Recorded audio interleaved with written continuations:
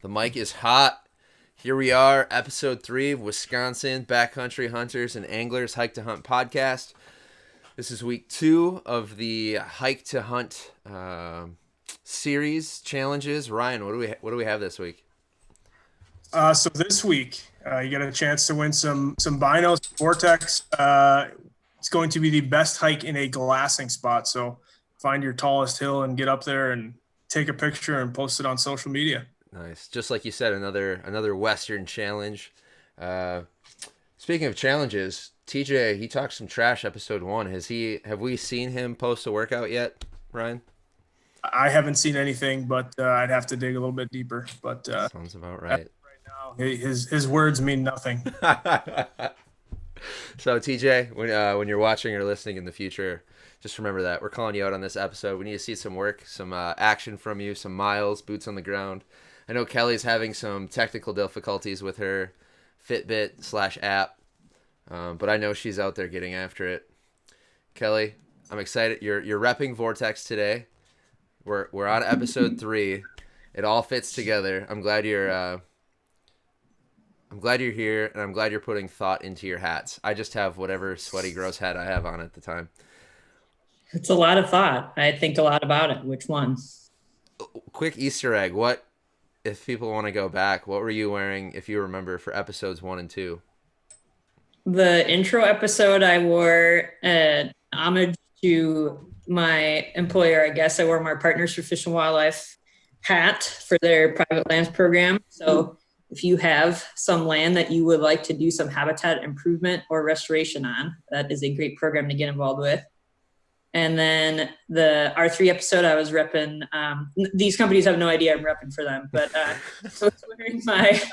was wearing my Matthews hat, which is my current archery setup is a Matthews bow. So, and today we have Vortex for a variety of reasons, including the prize for the hike to hunt. And I was remembering that I wore this hat in the Boundary Waters with our special guest today, which was a trip that we were on last year about this.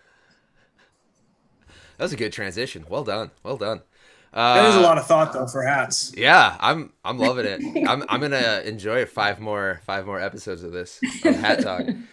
Emily, what is hike to hunt looking like for you? Where are you at? What's going on? I've been out at our local public lands taking walks with dogs, and I'm getting new running shoes on Wednesday. So I haven't logged anything yet. I should probably do that.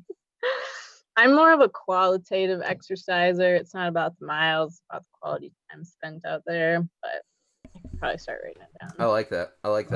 That's going to be we'll get that as a challenge in here.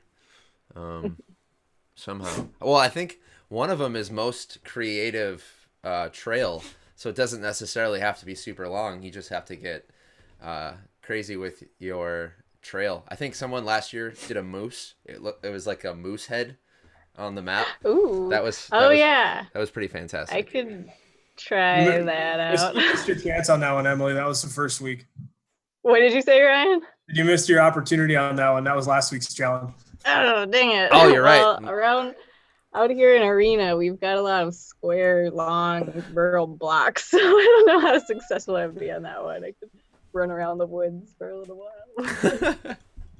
I like it. All right, so that's just for everyone watching, listening. That's real life, right? Like we're all at different places with the activity, the fitness levels, getting dogs outside, be it yard work, be it you have access to awesome local public lands.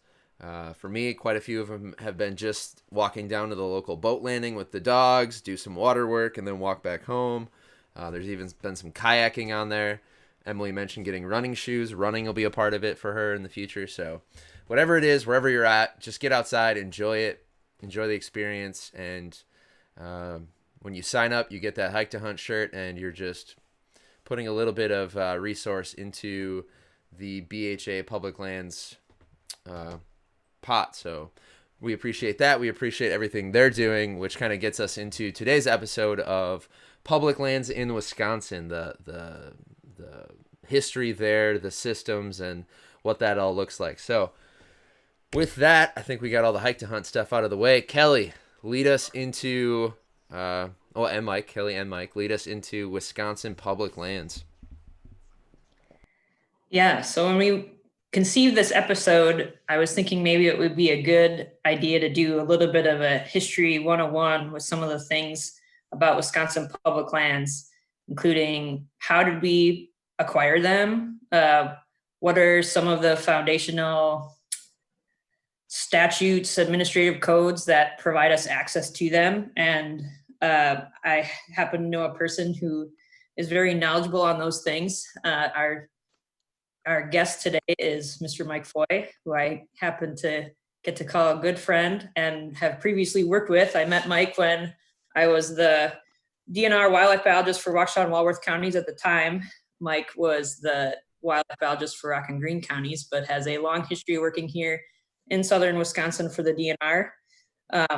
And he says now he is happily retired, but still very active in the conservation community for Wisconsin. So with that, thanks, Mike, for being here today. And feel free, if you want, at first to tell us a little bit more about yourself beyond what I just mentioned, and anything you want to add about your experiences with BHA. I know I've been with you at a pint night or two in the past. So welcome, Mike. Thanks for being here. My pleasure. Are you guys getting an echo? Anyways, I was born in Green Bay. I actually worked up there for a while after school for DNR, and then transferred back to where I was pretty much raised, which was the Madison area, and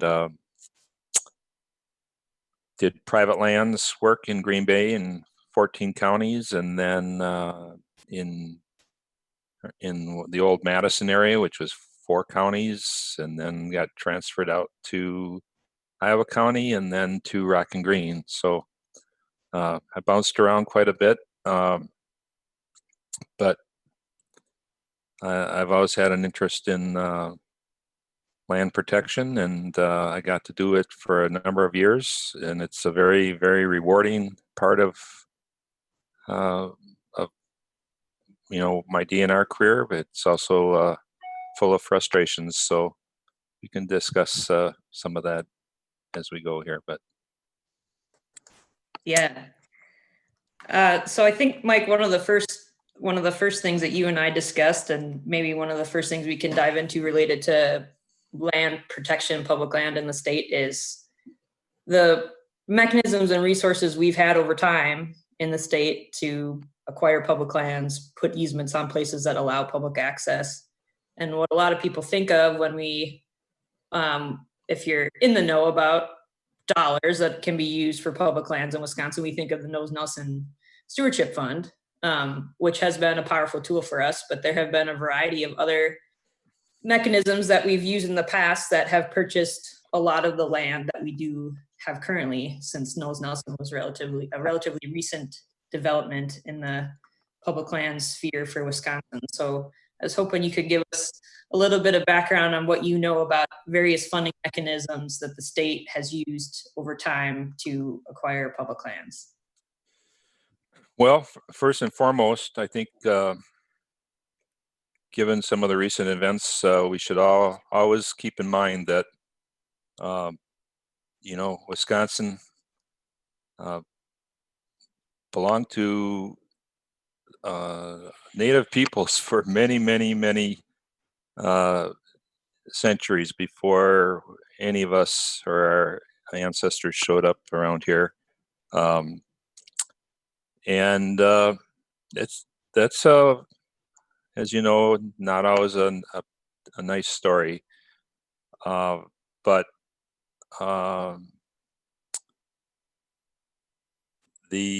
it's the ramifications are still there today. You don't have to speak too loudly at a event in northern Wisconsin to have treaty rights come up, and there's a long succession of treaties that were agreed to and then broken in one sense or another until that all came to a head back in the 1980s, I believe. But so, we're talking about acquiring land that the U.S. government had, and then they gave it. You've probably heard the term a land grant college. UW is a land grant system, land grant university system. And what that basically refers to is back around the time of maybe Thomas Jefferson or so, basically the country was broke, and they wanted to expand the territories to the west, and then ultimately broke the territories up into individual states. But the federal government didn't have any money to pay for getting all these state governments, kind of set up on an equal basis with the 13 original colonies. So basically, they granted land to these fledgling state governments upon statehood, and that land was the equity or whatever that states could sell to capitalize their new government. So originally there was 500,000 acres granted to the new state of Wisconsin, and then that expanded to over 10 million acres at one point. So, there was a large amount of land that the state of Wisconsin owned, but it's always interesting to remember that they sold it before they started buying it back in large part. So, and those proceeds paid for that, and then also subsequently paid for education. And you may have heard of the board of commissioners of public lands. They still own some of these state lands that are called state school lands. That was section 16 in every township that was used. Oftentimes the little country schools would be built on those land in that section, and then they paid for that before the modern system of property taxes and other funding for schools was around. So I'm going to take a break for a second and turn it back, and I guess that's just the basis. Is we got a bunch of land, then we sold it, and then we started slowly buying it back, beginning in 1876. Yeah, I don't think I didn't know that history, Mike. So that's interesting to think about. I know that TJ posted on the BHA Facebook page today. BHA is very active in DC right now, trying to get permanent full funding authorization for Land and Water Conservation Fund.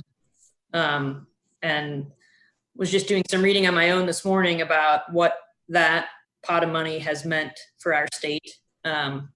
Have been involved in my day job thinking about a little bit about how the National Wildlife Refuge System uses that money and how it can potentially benefit birds. So I don't know, Bill, if there's anything else that we should talk about related to BHA's efforts on that, or Mike, if you have any points of context that you would like to talk about how Land and Water Conservation Fund, LWCF funds have impacted our public lands access in since sort of the inception of that funding pool. But Bill, if you want to start with anything related to BHA's efforts and LWCF, or Ryan, Emily, if you have any insights on what BHA's been doing on that front recently.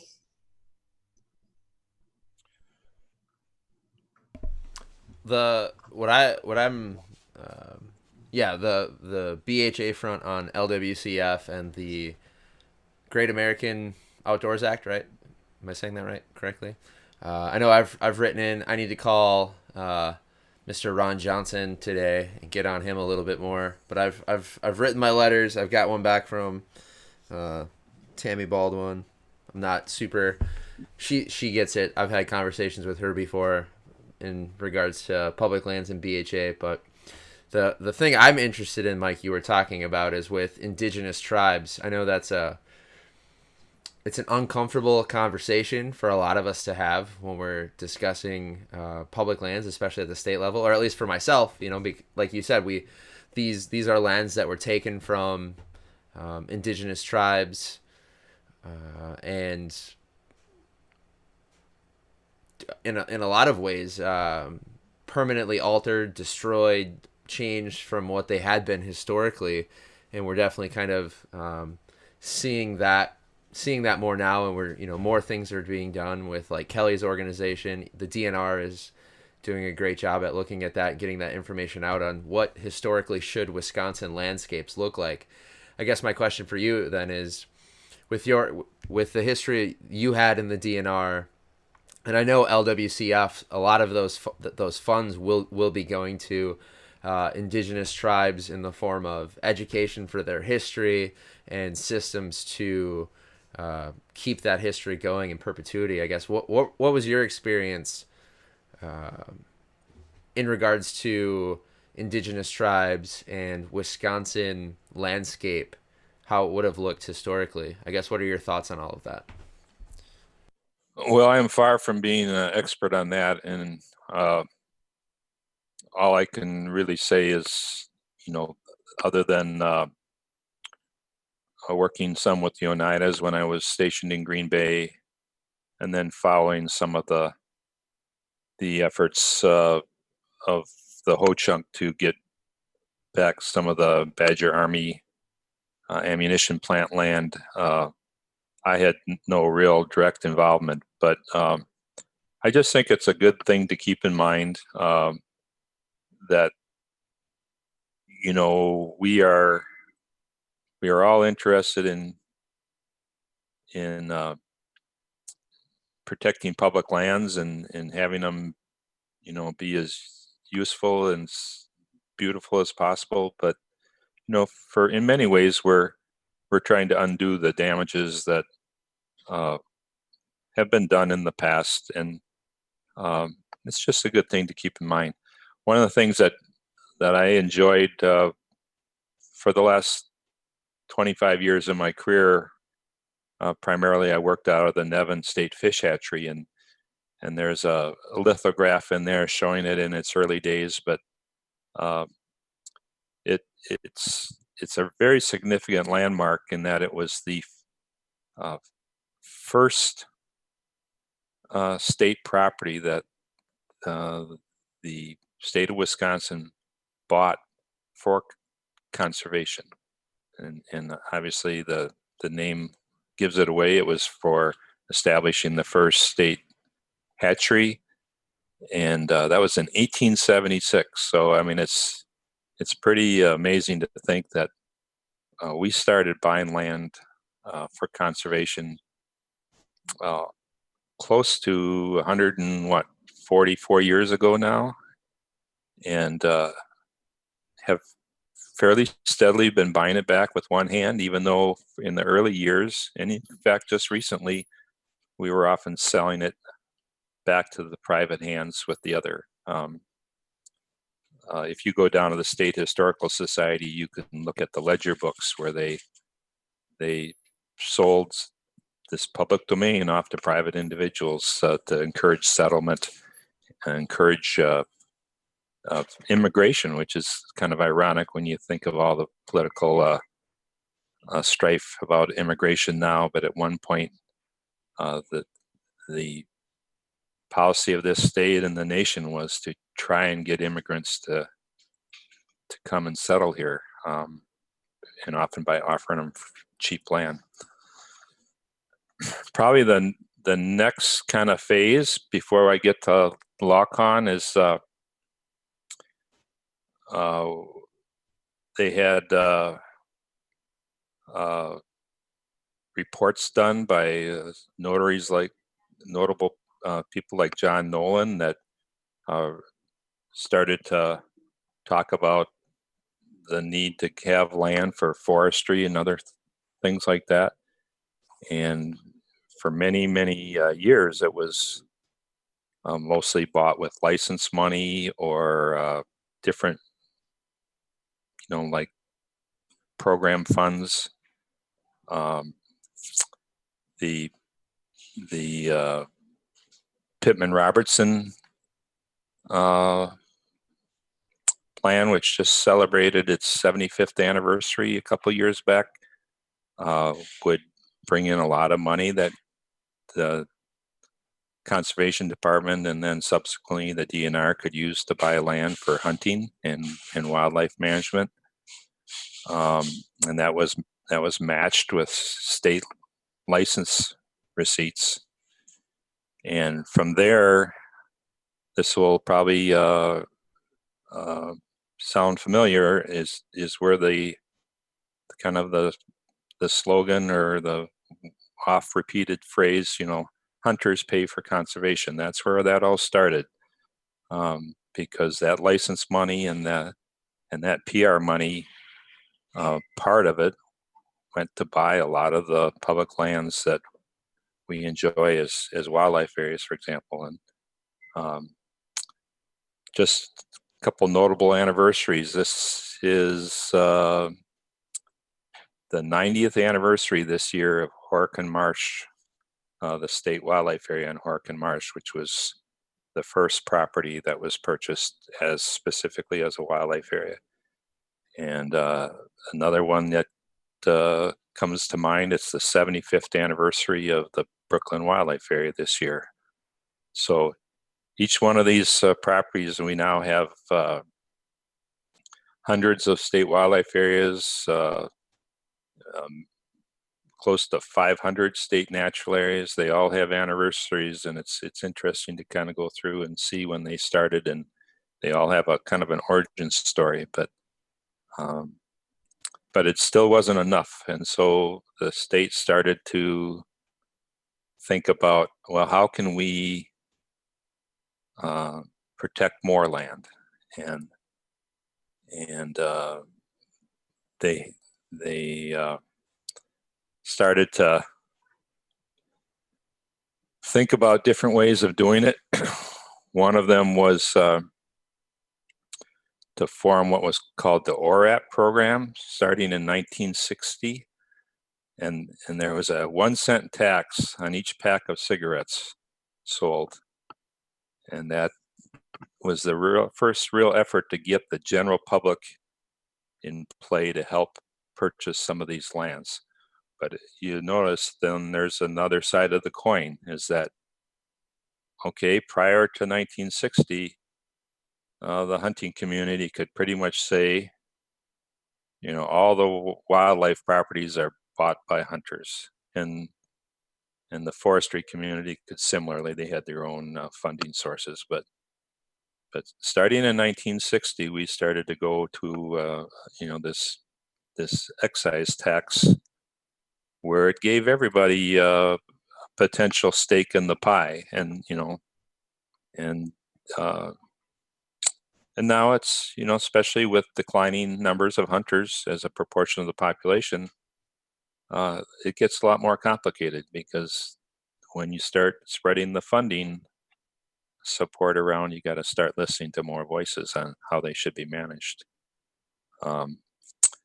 Turned out the 1-cent tax on cigarettes, even as much as people smoked back then, that wasn't enough. So they went to a bonding addition to ORAP in 1967, which basically means bonding is, government borrowing. So they started borrowing money to help buy land, and they expanded the scope of the ORAP to include parks and a bunch of other things. And the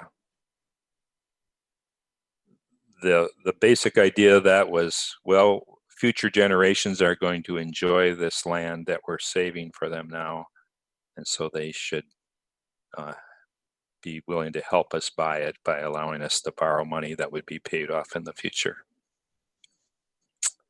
And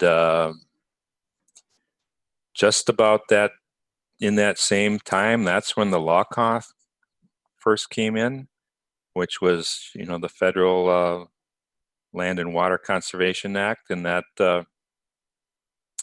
provided money for acquisition. But even though it wasn't and has never been fully funded, as you guys discussed, and hopefully that's going to happen here in a week or two. In 1989, ORAP was replaced by the Knowles-Nelson Stewardship Program, which expanded again the number of different things that could be spent for and the amount of money. But the Knowles-Nelson has steadily been reduced, not only in absolute dollars, but because of inflation in purchasing power. So it is in 1990, when we were first given marching orders to go start spending some of that money, it was the glory days for in my career. But subsequently, it's gotten less and less money, and much more competitive to try and get projects funded. All right, I think I'm out of wind, so I'll turn it back. That's good stuff, Mike. I mean, I'm the kind of person that really likes to understand where we came from in order to better understand where we go next. And it's just interesting to see the different phases that the state's gone through in terms of trying to fund land protection. And you've alluded to it already now as we start to dip into funding sources that truly do come from the entire public. What does that mean for access to those lands and how we manage those lands? And, you and I as public land managers face some interesting paradigms because of that. A lot of the lands that we managed on the wildlife areas was indeed purchased with hunter dollars. And even today, the salaries of those wildlife biologists and technicians is hunter funded. A lot of the money that they get to do the management is hunter funded and not necessarily funded by the general public, which could potentially create, like you identified, just some interesting barriers that I think the public might not get to see as much because they see it as public land, and therefore they think they have some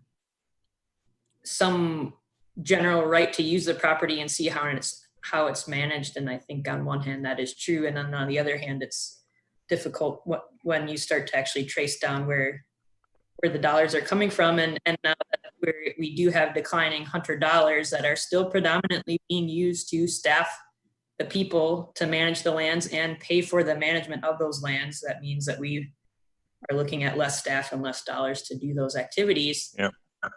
So, yeah, I mean, that's an excellent point. We still have PR money. In fact, with the almost astronomical sales of weapons and ammo in the last 10 years, PR pots are growing, but the fact that we mostly spend the hunter's license money and the PR money on maintenance now instead of acquisition just isn't quite as convenient for a quick slogan at a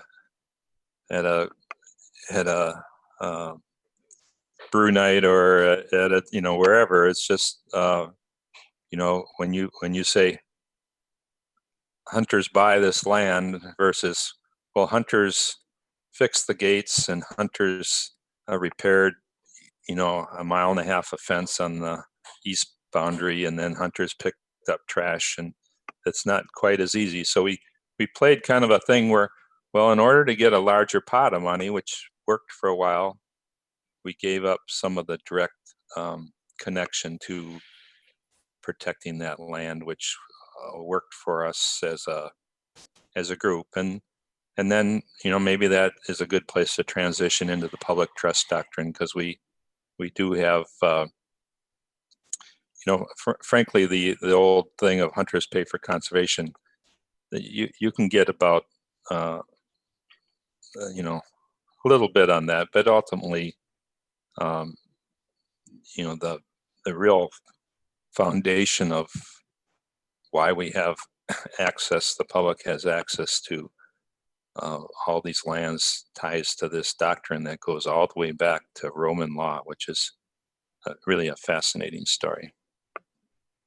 Mike, I had a couple questions before you move on, and this is super helpful for me. And because, I think you hear that a lot, is hunters pay for conservation. And in the past, that's been completely true, that it was appropriate to buy lands with those Pittman-Robertson dollars in the past. And so, like, things I've been confused on are, so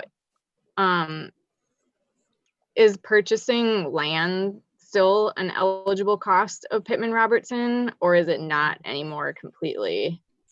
My understanding, it's completely an eligible expenditure, but it's a choice of each state within the guidelines of the U.S. Fish and Wildlife Service that they set up for the Pittman-Robertson, as it's been modified by Congress over time. It's a choice of how they're going to spend that. There are states that don't have any kind of a bonding program, and so they still use their PR money for acquisition. We made this choice is to do that, and I suppose we could make the choice to go back. Or, if you're well aware, Emily, in recent years, the legislature has just said, hey, you know what, we got too much bonding out there, because this, they pay for all kinds of government with bonding, school construction, and just goes on and on, infrastructure of all types. We got too much out there, even though debt service is historically cheap right now. It's just the all of it together was just ready to break the camel's back. So they started to cut back on stewardship, and even more, they started to cut back on the authority of DNR to spend it. They'd put the money out there for nonprofits to spend, maybe kind of knowing that nonprofits a lot of times don't have the staff and the personnel to really spend that money very quickly. So if it didn't get, that bonding authority didn't get used, there are certain people in the legislature that were quite happy about that, because that basically says it's kind of like a credit limit, but you didn't have to use it.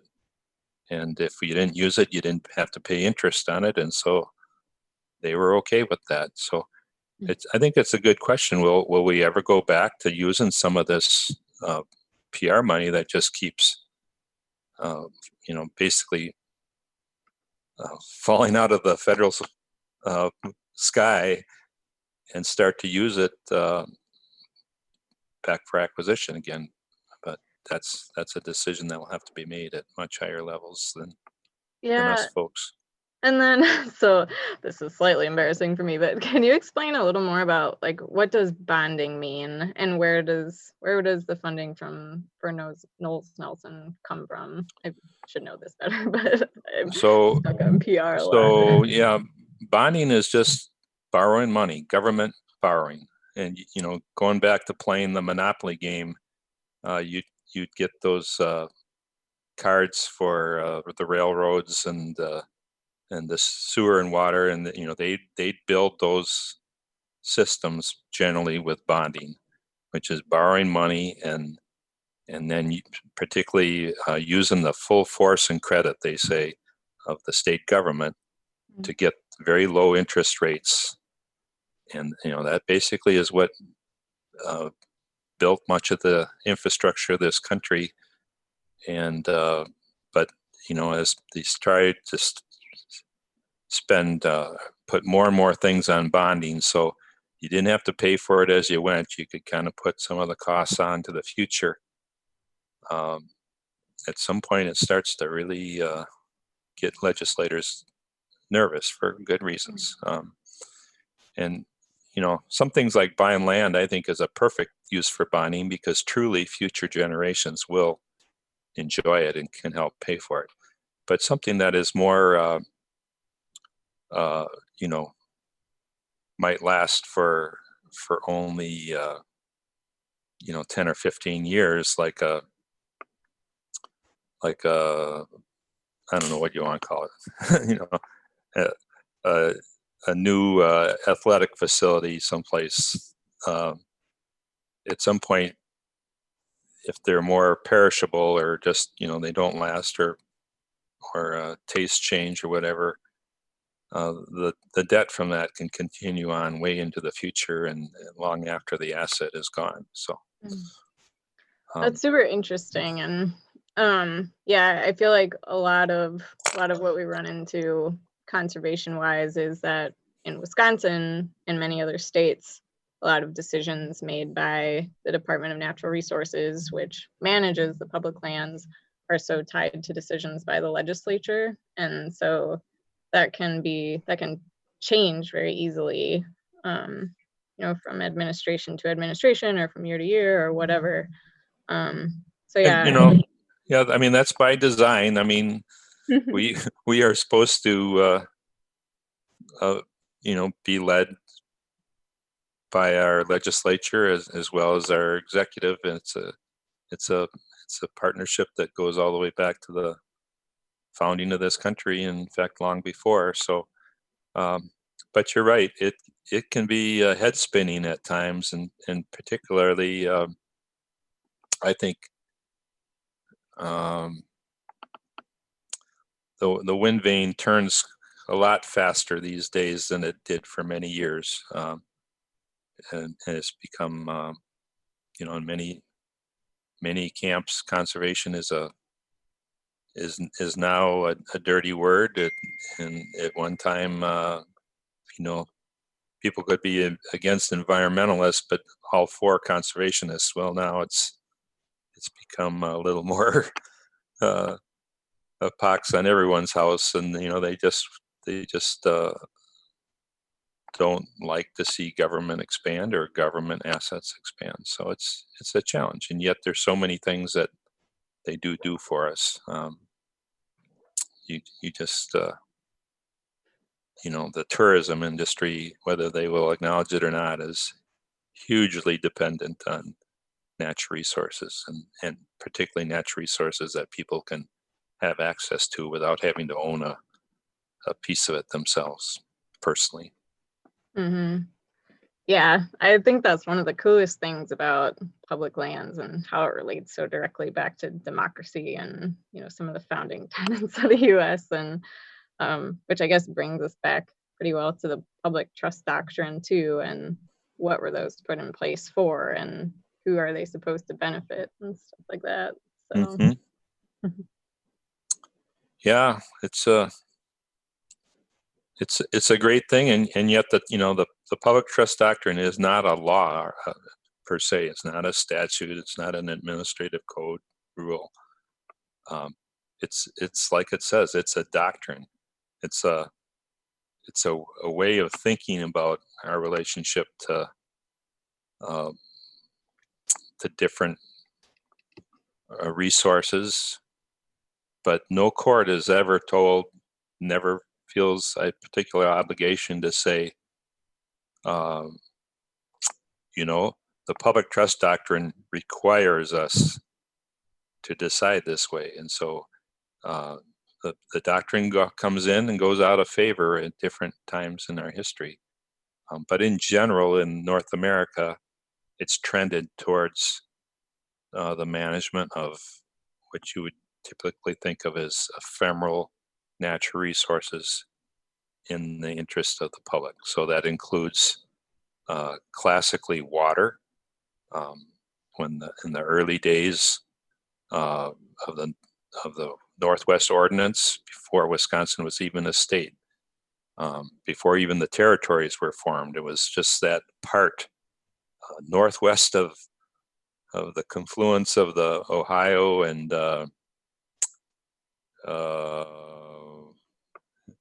some other river. I can't even think of it. But that northwest area, and one of the two big economic drivers originally was fur trapping, and then the second one eventually was logging, and both of them required a way to transport both people to the wildlands to exploit them, and then a way to get those products back to civilization, and the rivers were the highways. And so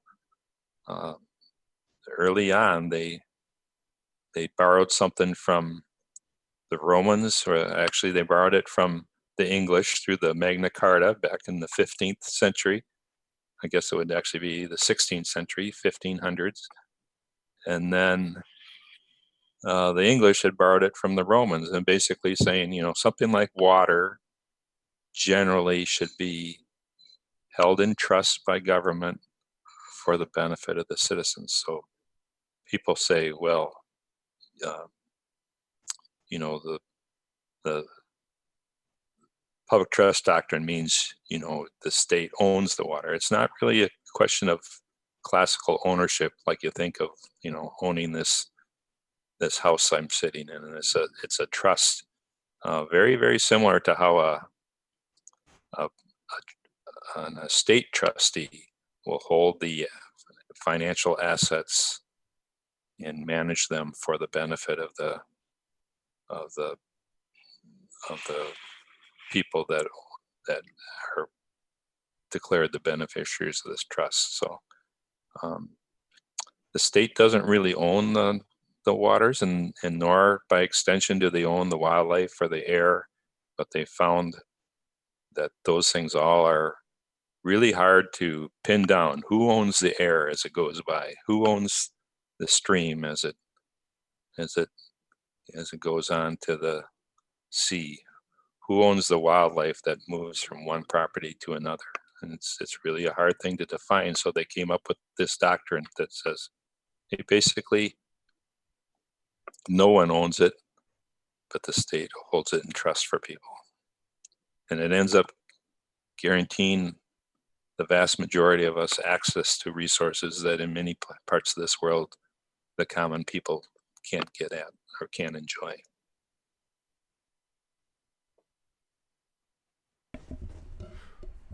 I love that. I've just got the DNR's Champions of the Public Trust videos up here on the screen. So for everyone watching, what was that? Oh, they're great. Yes, I highly recommend them. I don't think I've ever watched them before. I've been like Google searching and bringing up notes as you've been talking, Mike. So everyone watching and listening has some homework to dive into, which I'm going to be diving into. I'm gonna watch these as I'm out on the river this afternoon. And one of the really interesting things, Bill, is the example where each state basically has to define and defend its own public trust.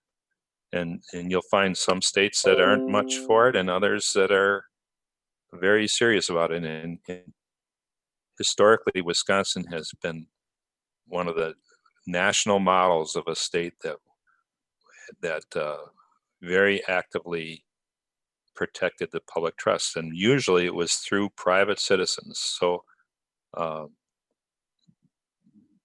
there's a famous case with Horicon Marsh, where Horicon Marsh was all, at one point in its history back early days, it was all controlled by a private hunt club, and there's still hunt clubs up there and in different places, but basically a guy named Paul Hustine out of Mayville, he went out, he and his brother, I think, they went up and they rode into the area that was the hunt club and started shooting ducks and got themselves arrested. And Paul happened to be a lawyer, and he defended himself before the Wisconsin Supreme Court and won that right to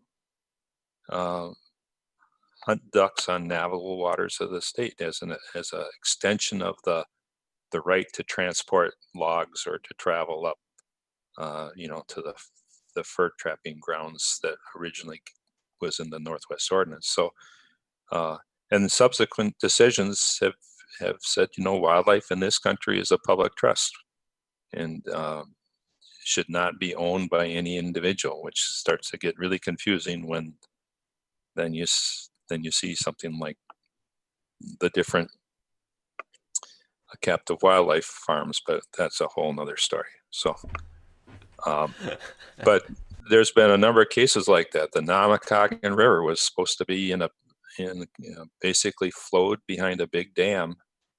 The local people of Iron County voted in favor of this dam. They thought it would bring them economic benefits and lower electricity costs. And a guy from the Isaac Walton League in Green Bay, Mr. Mensch, sued them and basically said, there's only so many of these wild rivers, and we've lost too many of them, and the interest of that in that river, it may be going through Iron County, but the interest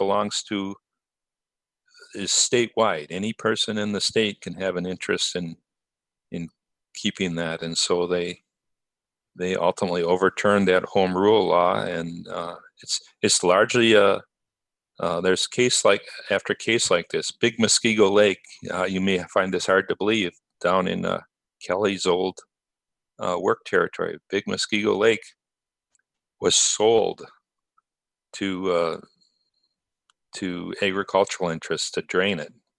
I mean, they just sold the lake. The legislature sold it. And, you think of, well, you can't sell a lake. Well, they sold it. And it was a shallow lake. It was physically possible to drain it. And so they sold it, and they started digging canals to drain it. And again, they got sued, and the Wisconsin Supreme Court said, no, the legislature, I hate to tell you this, boys, they were all boys then. I hate to tell you this, but you do not have the authority to sell the public domain. And they basically forced the ditches to be closed. And, that's the only reason we have Big Muskego Lake now. It was saved from extinction, basically. And there's any number of cases. There's an old case in Mud Lake Wildlife Area, I believe in Columbia County. There's so many of them, I get them confused, but there was a hunt club there that locked up all the shoreline. So the lake itself was still public, but there was no shoreline where people could access it, except this one little spot where the lake intersected the county road right away. And actually it was an old DNR game manager, maybe a conservation department, frankly, at that time, that predecessor organization. But he did the same thing. He launched his rowboat from the road and went in there and started shooting ducks with the whole purpose of getting himself arrested. This whole public trust doctrine is full of these stories of people basically committing acts of civil disobedience. Basically, here I am, arrest me. And in some ways, that's not unlike what the Ojibwe treaty rights advocates did back,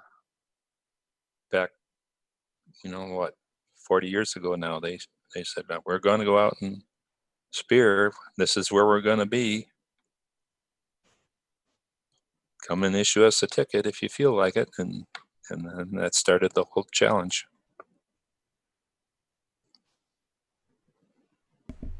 I like it. I'm a big fan of acts of civil disobedience. If I could wear that as a shirt every day, I would. I'm a fan until they get violent and start. I just have trouble with all the the damage that can cause that. But you keep them below that line. There's nothing like it. I totally agree with you. You put yourself up as collateral rather than somebody's property that you don't even know and didn't help acquire. That would be to where the line is for me. Agreed. But yeah, go ahead, raise your hand, get yourself arrested, and be willing to bear the burdens for it for what you believe in. Skin in the game. That's what it's about. Exactly. Kelly, where are we off to next? I've got all kinds of notes. I'm fired up right now. I'm learning all these amazing things about Wisconsin. Where are we off to next? We're getting our history lesson. I mean, one thing that has been brought up in recent times that I don't know, Mike, I haven't given a lot of thought to this, how it relates to public trust doctrine or, our rights as public land owners in the state to access lands. The recent closures that we had of certain properties during the pandemic, and across the country where public lands were closed and users of those lands were,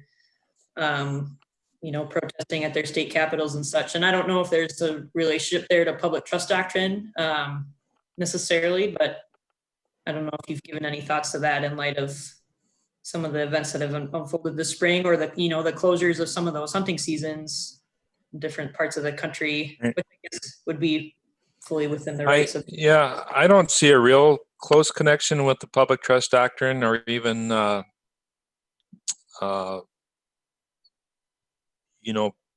public lands in general. They were, and I think, in the last many weeks here now, there's a lot of growing comfort level that, hey, probably the best thing to keep folks from totally going crazy and eating their kids is to get them out on public lands at a distance from each other. But at a time, it was thought to be a prudent measure to protect the public health and safety, and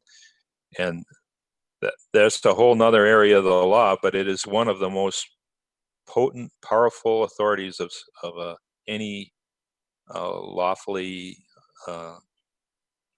created government, and that is the police powers, the powers to take actions to, not to be confused with the police, but the police powers, the right to enact reasonable regulation to protect public health and safety. And so just as an example, you might celebrate the public trust doctrine to keep Lake Wisconsin open for the enjoyment of the public. But at the same time, the local governments or the DNR, depending on at what level it came to bear, might put slow no wake rules in place when water levels are very high. They might put speed limits to protect folks from crazy, reckless boating. They might enact laws or ordinances to cut down on the amount of OWI under the influence boating. So those are all things that are normally considered to be very reasonable and within the absolute authority. Now, the question of how governments use that authority, that is really what's at play here now with all the marching and demonstrations, is how do you use those police powers, and specifically, I guess, how do your actual police implement that against your citizens? But saying people that we're going to close this, I didn't see that as a huge issue. It was always known it was going to be temporary, I guess, and they probably went farther than they had to, which is typical of government, and then they backed it off. So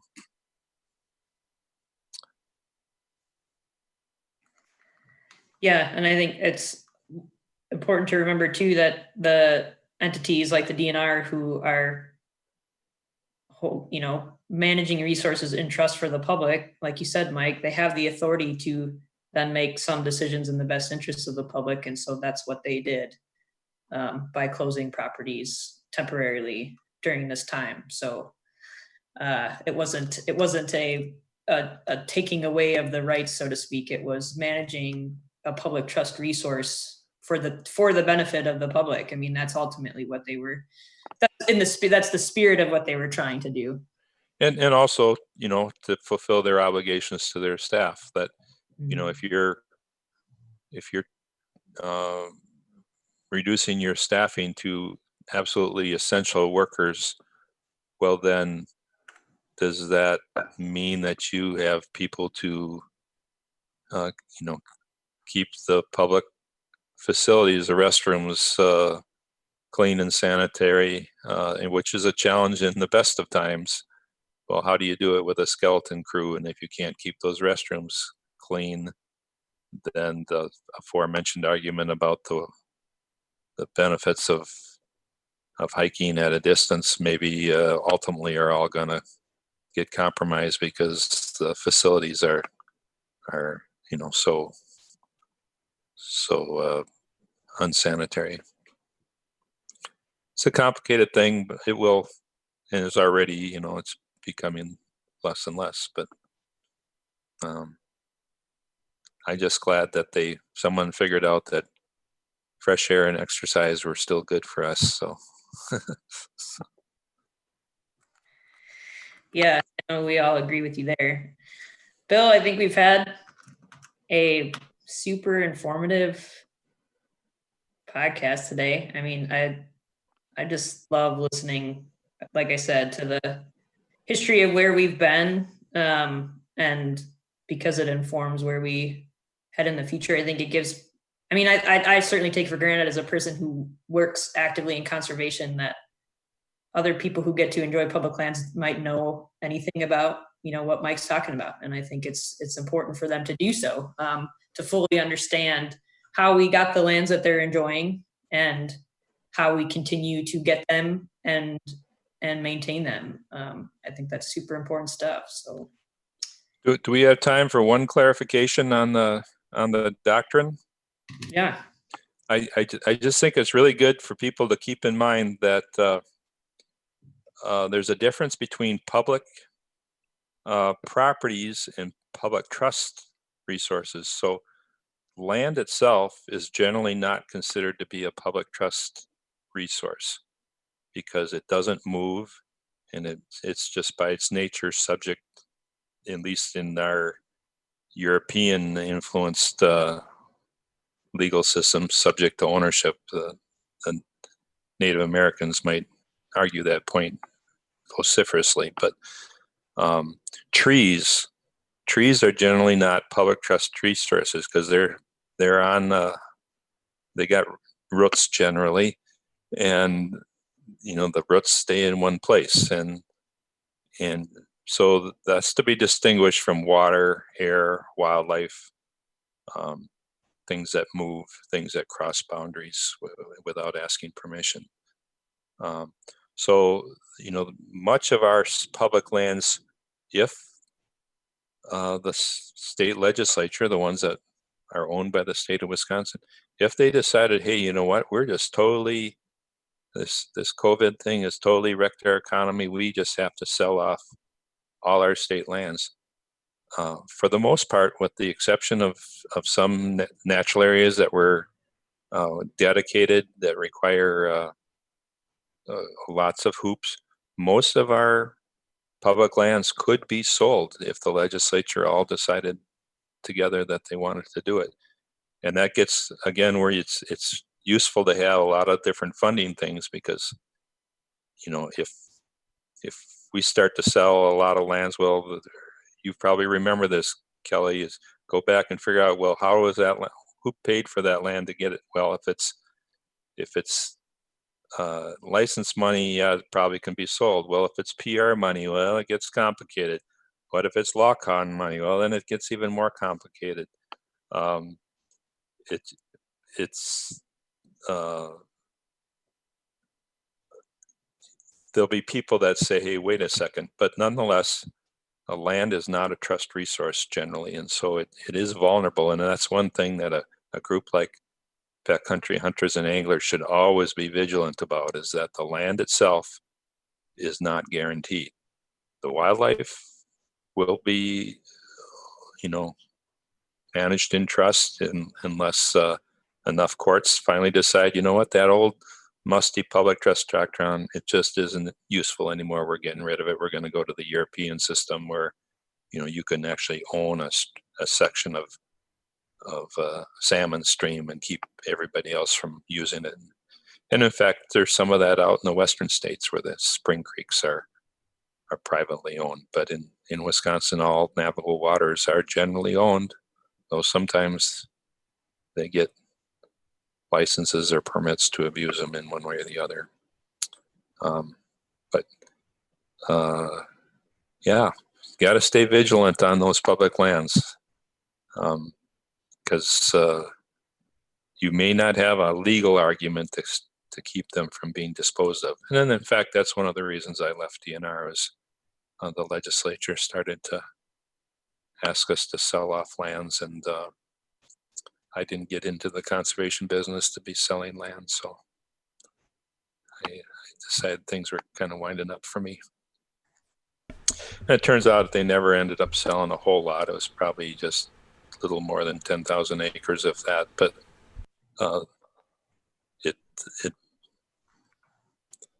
it just started bothering me. So Strikes at the core of what we Yeah. were trying to do, for sure. Definitely. Well, so Mike, I love actionable kind of concluders on podcasts and episodes I do. So I really appreciate you joining us, coming on, sharing all this information. My brain is like in 1,000 places right now, but how you wrapped it up, the vigilance part of it, as someone who enjoys all of these places, loves doing these things, it's a good kick in the pants to remember to continue to educate myself. The spring hearing is either going to that or reading everything online, following people I know on social media, reading what they're sharing, because a lot of people like Kelly sharing all this information out from their streams of influence and their kind of little micro worlds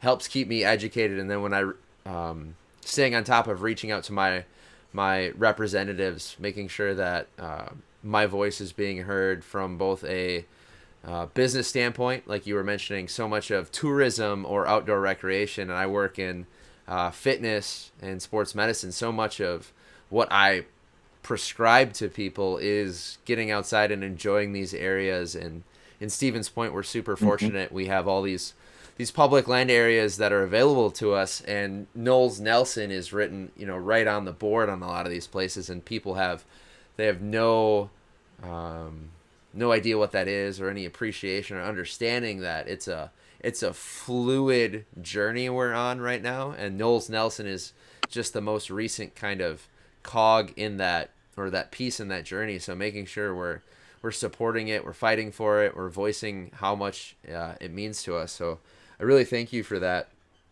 for sharing all just that. a couple things. We mentioned the DNR video series, the 3 parts, that's on the YouTube, Champions of the Public Trust. There's also a companion book to that can be downloaded off the DNR website. And then this is an old copy, but this is I don't know if you can see that. This is a really good resources, Wisconsin Water Law. It describes, basically it says right there, a guide to water rights and regulations. And this can be downloaded from UW Extension, a more recent edition of it. But this is an excellent book. I used this for many years as a DNR employee to just so I could even speak the language of our water regulatory folks, that they have their own language, and you got to be able to know what they're talking about in order to understand why they're going to issue you a permit, or conversely why that, no, we're not going to issue you a permit, Mike, because that's a dumb idea and it would violate public rights. So it's a really good book. Paul G. Kent is the author. You might look it up for that, or look up this number, G3622. That's the publication number. Boom. And lastly, I would just, I guess, say it's an interesting thing, but the legislature makes a lot of money available for acquisition to nonprofit organizations now that they don't make available to DNR itself. So if and when backcountry hunters and anglers get interested enough in this, there are a number of private organizations that make extensive use of that money to help bring these projects around. And I am so happy to see a group like yours come around. That's for many years, the idea of public lands was kind of a dirty word, and people just poo-pooed them and stuff. And it's just so nice to see some young folks like yourselves come in and really start to appreciate them again. And it just makes my heart warm to plus you serve beer at your events. I like that too. So I got excited there. I was gonna say I can't wait for the next pint night. I have so many follow-up questions. Oh my for you. gosh. Yes. Oh my God. It's gonna be amazing. Mike, you're gonna have to be at the next 3. You're gonna have to travel the state. I'll follow. We're over. Go ahead. We're over an hour. We'll wrap up and we'll let Mike have any concluding thoughts he might have. But kind of what I was talking about, actionable steps or takeaways for each of us. I kind of gave my spiel. Where's everybody's heads at right now? Whoever wants to jump in, go first. I'll jump in because I haven't said anything for the past hour. But no, I mean that was awesome, Mike. I appreciate you kind of giving us a rundown of really the history of Wisconsin. I've always kind of been into history. Minored in it in college just because I needed something. It always kind of got me going. So. But no, I really appreciate the conversation, and unfortunately now I probably have a lot of research to do on my own. But yeah, as far as actionable steps, I mean, I think it's at least for me in the 3 years I've been a part of BHA, LWCF has come up every single year. You get the emails every year, and I think after hearing this, you realize how important programs like that are, and I mean, it's as simple as just reaching out to your elected officials and saying, hey, this is something that we want as a group of people, and hopefully we get enough people on board and we can really push for something that we all believe in and hopefully have it to pass on to the next generation. Damn, I love it. Ryan, I just realized it's 3:15. Do you need to? I apologize. Do you need to get running? That's for next week. Next week, the 22nd/23rd. Whatever day it is. Whatever day it is. I'll get it together. No, I totally agree. Just Ryan, the reminder that we need to stay on top of this and continue to reach out and kind of not only reach out to our representatives, but also stay on top of each other and make sure we're reaching out to all of our peers and constituents and making sure we're all on top of the idea of public lands and the public trust. Emily, do we have to limit your questions? Where are you at? Yeah, I was gonna say I kind of figured mine out, but I just want to learn more because I just feel like, I don't know, the whole reason that I studied R3 in school was because people kept telling me hunters pay for conservation, and I was like, really? Like, that might be partly true, but that doesn't seem like it makes sense to be wholly true. And I think there's a lot of differing messages, and the strength of those messages is really is different when you talk to different people. And I started in 2014, so it's been 6 years, and I still feel like I've barely scratched the surface. So I definitely think that I'd love to talk with you more at a pint night or whatever. I feel like this discussion could go on, but just having the understanding again and really learning like what, you know, what's realistic and what could happen and what are the issues we need to focus on. So yeah, just kind of expanding the breadth and taking time to appreciate it and all its diversity. That's what I'm going to be doing. Love it. I'm so fired up for pint nights. Come on, COVID, go away. Not to make light of it, but pint night. We can't wait. Kelly, where are you at? Thank you for hosting this, leading the way. I could not have done what you just did, so I appreciate it. I mean, thanks to Mike. Mike always is. You always articulate things so well, Mike, and realize the nuances of what, so maybe some of the phrases that I conflate at times. So it's a good reminder to me that if, as a person who wants to be able to be an informed communicator to others who want to know more about this stuff, then, you have to know it first yourselves before you can communicate it well to others. And just between, my involvement in the conservation world for my job and then outside of it, I just think it's so important to be able to speak intelligently and through some informed space about some of this stuff, so that there is a better universal understanding of what it means, and that people can come to appreciate it more than perhaps the current space that we're in. So to me, my action is always just to tell the story better of how we get public lands and how we pay for them and how we manage them, where those dollars come from, so that people really understand what it means when they throw out phrases like hunters pay for conservation. What aspects of conservation do hunters pay for and which aspects might they not?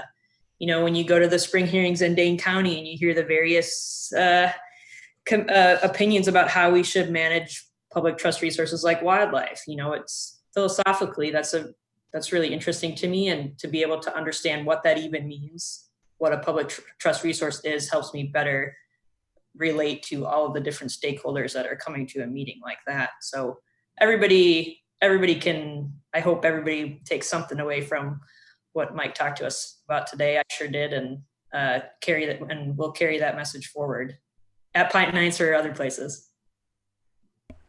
Love it. Mike, so we'll wrap this up. So any thoughts you have, and then the four of us, we're all R3 nerds. We love talking about it in each of our own little stories and kind of circles of influence. What got you started in outdoor recreation or hunting or fishing, and what keeps you coming back? And then any last thoughts you might have before we wrap up the podcast. Well, I like a lot of folks, I had a parent that was very interested in the outdoors. The one little bit of a twist was in my family, it was my mother, not so much my father. My father was a Depression era farm boy before any tractors they had or anything, and he associated the farm and all that with just backbreaking work. And my mother, who grew up in Milwaukee mostly, and had a father that really liked to fish, she loved to fish, and we'd go down to Lake Mendota, and so she got me interested. She was a volunteer Wisconsin or a Madison School forest naturalist, helped get the city to buy the Owen Conservation Park, and we grew up right there on the edge of Madison and watched Madison basically just blow by us, and where we had all the farms, and back then people didn't enforce their trespassing laws very heavily against a bunch of punk kids that were just out there harassing squirrels or whatever. And so many of the kids in my neighborhood went on to natural resources careers. We were just about our coming of age at the time of the first Earth Day. And just as an example, most of my time at Nevin Fish Hatchery, the fish manager was Kurt Welke, who grew up a block down the street from me, and the county warden was Dave Wood, who grew up a block up the street from me, and we were all in the same office together. And I was the wildlife guy, and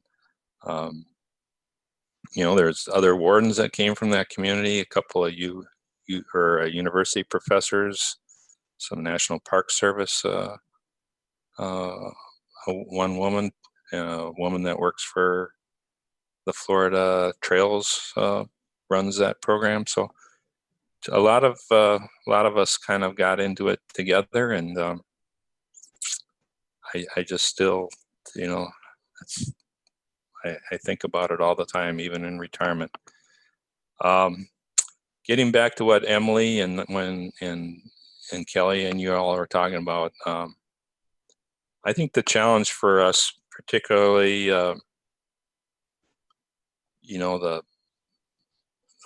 I'll just call us the white guys in this room, or not be afraid. Just like we're trying to get people that didn't grow up with a hunting or fishing parent, get them interested in hunting and fishing. We should largely, I think, welcome the interest of others in helping to support conservation. You can't have enough of it, in my view. The challenge will be, well, can you maintain a relevancy for a hunter voice in the whole discussion? But we can't turn away people as our numbers are shrinking and expect a good outcome from that. So just like I think there's a lot of realization in this country that we're not gonna be a good society until all of us have a chance to have good jobs and good education and open small businesses and not have to worry about getting at home at night. Then some of that same stuff applies to the conservation world. Let's get more people involved, not fewer. And I'll be proud 20 years from now to say, hunters pay for 1/5 of conservation. I think that'd be just fine, because that implies that the rest of society has stepped up, and we have more resources to protect what we all love. I love it. I think that's a great place to end. So thanks, Mike. Thanks, Ryan, Kelly, Emily. Thank you all. This is a great episode. Excited to share it with everyone. So everyone watching, listening, see you later. Get outside. Enjoy our amazing state, and then make sure you're educating yourself and fighting for it any chance you can. Later.